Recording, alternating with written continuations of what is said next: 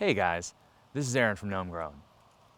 Now a lot of you growers in the Willamette Valley might be asking yourselves at this time, am I going to get a tomato harvest? We've had a relatively cool spring, and what that means is that for a lot of our larger slicing tomatoes, we haven't even begun to set fruit yet. In this video, I'm going to be introducing you to the concept of growing degree days. Growing degree days are a tool that's used by both research and industry to predict time to harvest for a given plant. You, as the home grower, can use this idea to figure out answers to questions like, am I going to get a tomato harvest this year, based on, whatever conditions are local to your particular garden. Let's dig into it.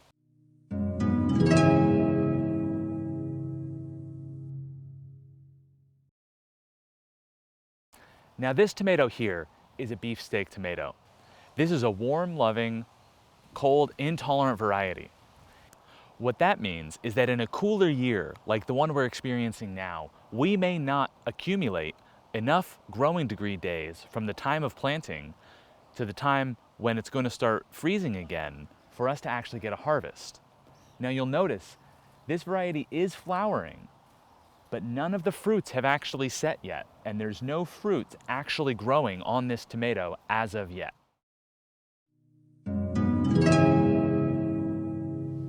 Now this tomato behind me is a variety called Willamette.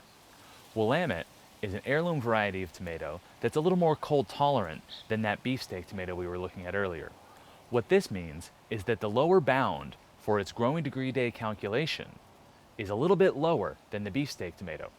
What that means is that this will accumulate growing degree days at a lower range of temperature. And as you can see here, we've already begun to set fruit on this tomato.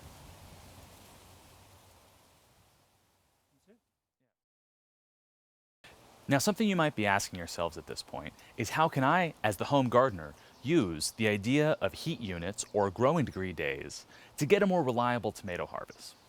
Well, one thing that I do is I try to plan my garden ahead and think about things like, where's the heat coming from and where is it accumulating? Now take this tomato wall behind me as an example.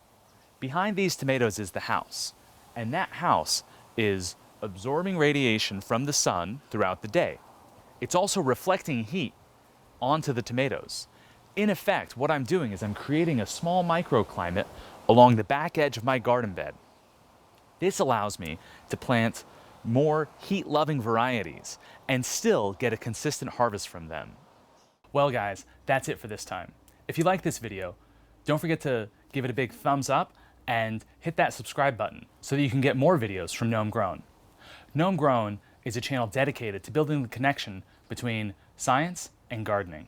If you have any ideas for videos or comments about this video, put them down in the comments below, and we'd love to hear from you. That's it for now, and happy gardening.